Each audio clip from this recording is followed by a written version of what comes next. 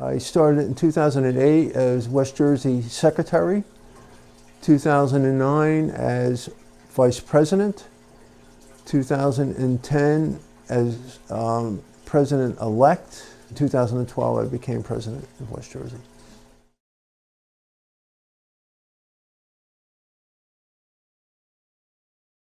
I've had a lot of good memories. The teams I've worked with Kitchen and Associates and the other firms, I've created a lot of great long-term friendships with a lot of different architects that I kept to this day. I enjoyed the projects and the work that I have done, and some of the accomplishments that I have done, and even in the sustainable design arena.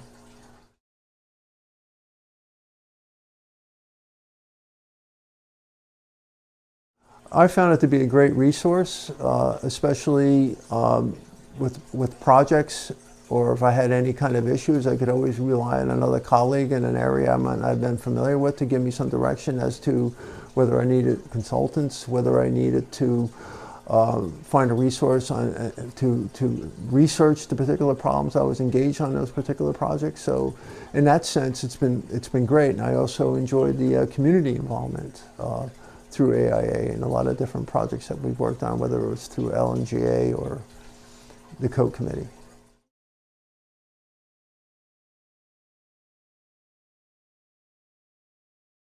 Obviously, the technology's taken it a step forward. I find myself in the generation that I was in this organization. I'm seeing a lot of the younger architects now stepping up to the plate and taking over a lot of these roles I was a part of. And it's nice to see that grow.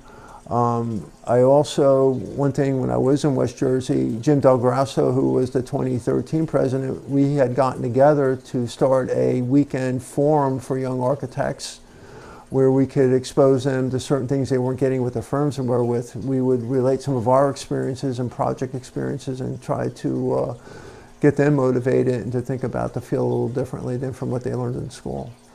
And I think eventually that became part of the EPIC program, eventually, when that started a couple of years later.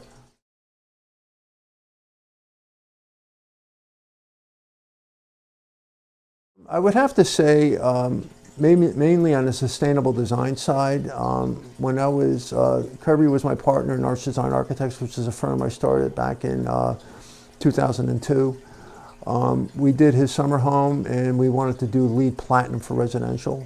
The one thing I am proud of, that we were able to get LEED Platinum for that project, and we were able to do that without any kind of renewable energy resource.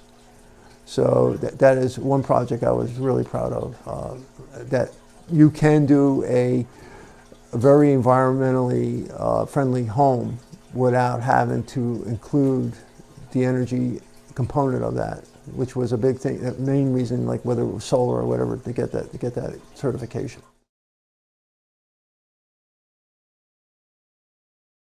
I guess the greatest memories I've had was the camaraderie and the friendships I developed through AIA, which carry to this day.